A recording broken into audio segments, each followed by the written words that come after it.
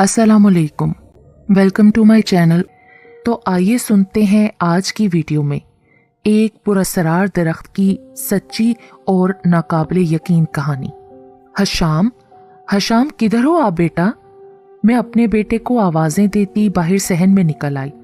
सारा घर छान मारा और वो कहीं दिखाई नहीं दिया। मुझे तशवीश ने घेर लिया। सहन से होते हुए मैं राहदारी की तरफ बढ़ गई। हशाम वहां दरख्त की जानिब मुंह किए जाने किससे बातें कर रहा था। मेरे कदम ठिठक गए।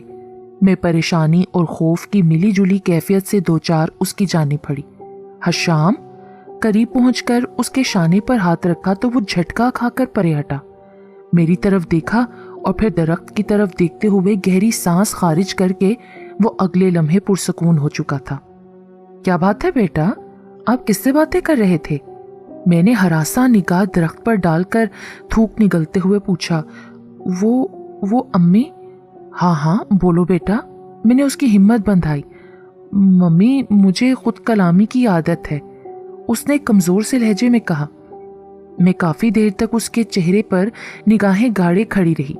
उन निगाहों से घबरा कर उसने अंदर का रुख किया। मुझे फौरन अंदाजा हो गया कि वो मुझसे कुछ छुपा रहा है। मैंने दरख्त पर कुछ तलाश करना चाहा मगर कुछ दिखाई ही ना दिया। उस लम्हे मेरे बदन में सनसनी सी दौड़ गई और मैं खौफजदा होकर वहां से हट गई। मैं उस वाक़ये के बाद हशाम के साथ साए की मानिंद रहने लगी। एक दिन दोपहर को गुड़िया को सुलाते सुलाते मुझे भी ऊँघ आ गई।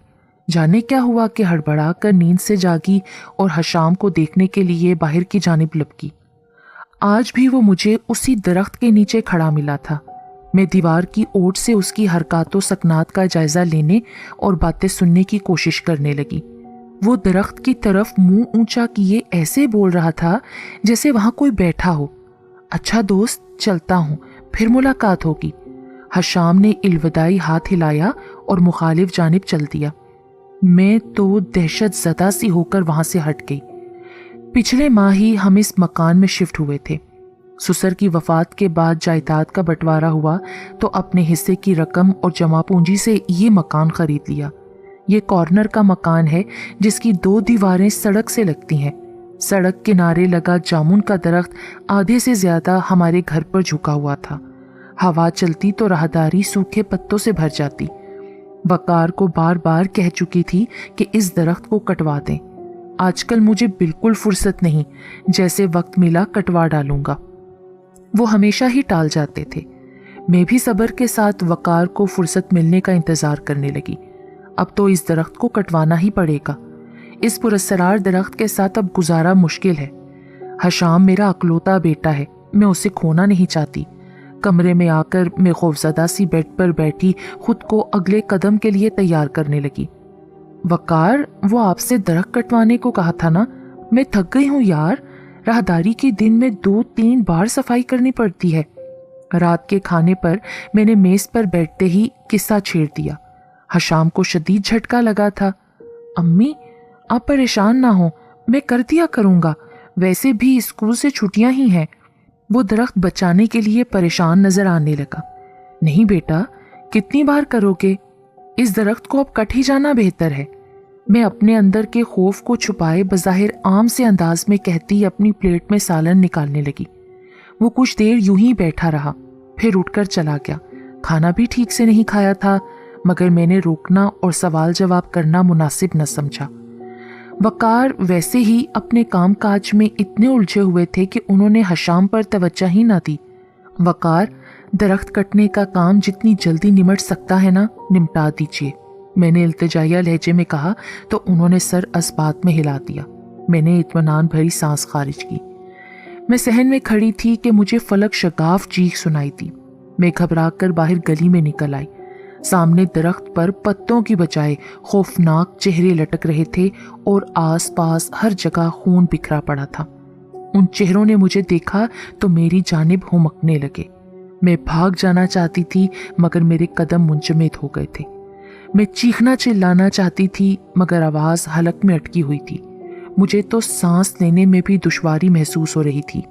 गुड़िया के रोने की आवाज पर मैं हड़बड़ा कर नींद से जागी थी। या अल्लाह, तेरा शुक्र है ये ख्वाब था। गहरी सांसों के दौरान मैं रब का शुक्र बजा लाई। हवास बहाल हुए तो गुड़िया को उठाकर सीने से लगा लिया। वो कसमसा कर दोबारा सो गई। मैं ख्वाब में उलझी कितनी ही देर यूं ही बैठी रही। हशाम का ख्याल आते ही मेरा दिल घबरा गया। मैं उसके कमरे की तरफ गई। उसे सुकून से सोता देखकर मेरी जान में जान आई।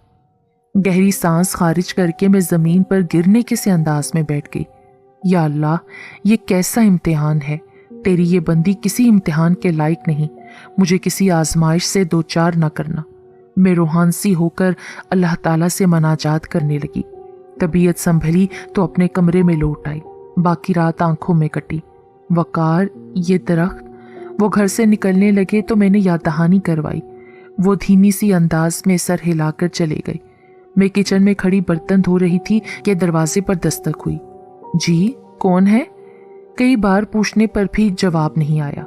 नया मोहल्ला था, सो मैंने दरवाज़ा खोलना खतरे से खाली न समझा और वापस अंदर चली आई। इतलाई घंटी एक बार बजी, फिर दोबारा बजी। उस बार फिर मेरे पूछने पर कोई ना बोला।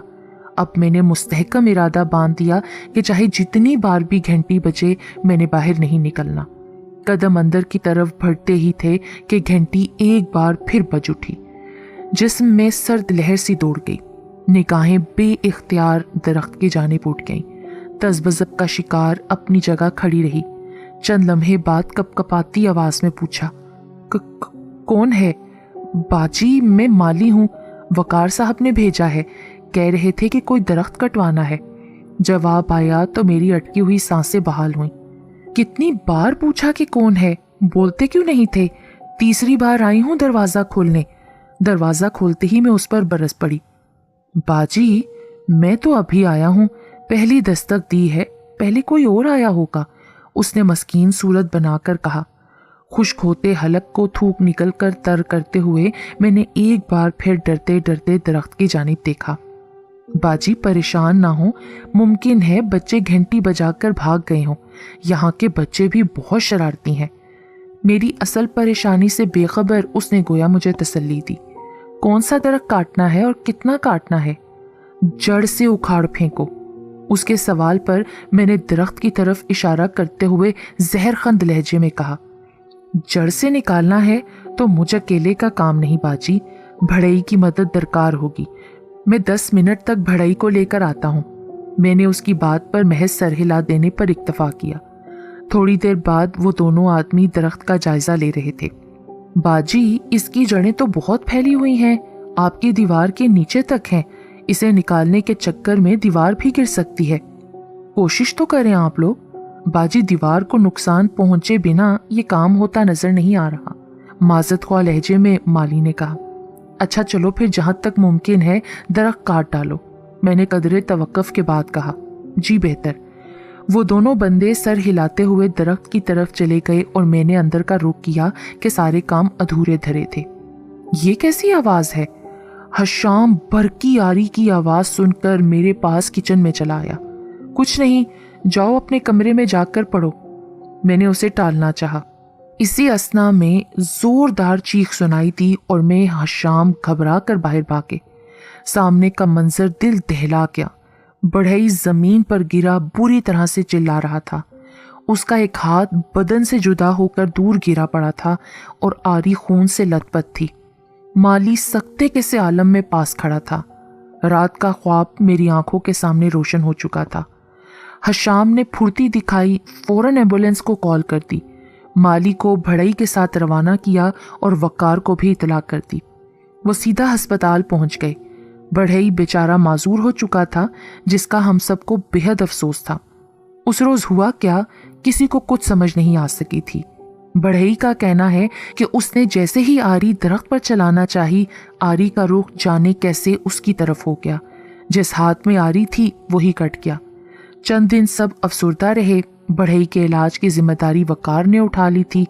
हर शाम उसके बाद अक्सर उस दरख्त के नीचे पाया जाता। मैं चाहकर भी सवाल जवाब न कर पाती। एक खौफ था जो मुझे अंदर ही अंदर खाए जा रहा था। वकार, वो दरख्त, एक दिन मैं दिल के हाथों मजबूर होकर कह बैठी। बदले में मुझे खा जाने वाली निगाहों का सामना करना पड़ा। शर्मिंदगी से निगाहें चुरा गई। मैंने इरादा कर लिया कि अब खुद ही कुछ करना है। वकार अब इस मामले में नहीं पड़ने वाले। एक दिन वो माली मुझे नजर आ गया। भाई, इस दरख्त की कम से कम ये शाखें ही काट डालो, बहुत पत्ते झड़ते हैं। मैं सफाई करते करते हलकान हो जाती हूँ। मैंने माली को घेरना चाहा। पहले तो उसने खौफजदा होकर दरख्त को देखा, फिर मेरी सूरत देखी तो तज़ब्ज़ब का शिकार दिखाई दिया। अच्छा बाजी, सुबह आकर फालतू शाखें छांट दूंगा। कुछ तवक्कुफ के बाद उसने हामी भर ली। अज़राए मेहरबानी भाई, सुबह नहीं अभी कर डालो ये नेकी। मैं मिन्नत समाजत पर उतर आई। यकीन था कि वो दोबारा नहीं आने वाला।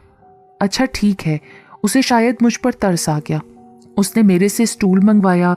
स्टूल पर चढ़कर अपना औजार थामे शाख काटने ही वाला था कि स्टूल से नीचे आ गिरा। वो दर्द से अधमुआ हो जा रहा था। डॉक्टर को बुलाया तो मालूम हुआ पाँव का जोड़ अपनी जगह से सिरक गया है। सच शुक्र कि माली हमेशा के लिए माजूर नहीं हुआ था। उसकी चोट काबिले इलाज थी। माली के बताने के मुताबिक उसको किसी अनदेखी कुव्वत ने जोर से धक्का दिया था। 3 माह तक उसका इलाज चलता रहा। उस रोज देखने से ऐसा ही महसूस हुआ जैसे उसे वाकई किसी ने धक्का दिया हो। वकार के गजब से बचने के लिए मैंने उन्हें ये सच सच बता दिया कि मैं उस दरख्त को क्यों काटना चाहती हूँ।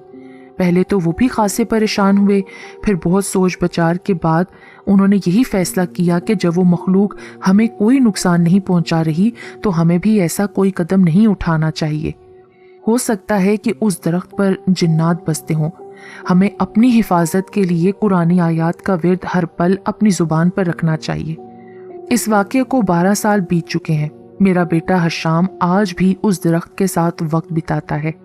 वो गैर मर्रई मखलूक के साथ बातें करता है, बल्कि कभी कभार तो मैंने महसूस किया है वो अपनी हर परेशानी, हर खुशी मुझसे पहले अपने उस दोस्त को सुनाता है जो उस दरख्त पर रहता है। उसे वहाँ कौन दिखाई देता है, उस मखलूक से दोस्ती कैसे हुई, कभी हशाम से पूछने की मैंने कोशिश नहीं की। हमने उन्हें उनके हाल पर छोड़ दिया है।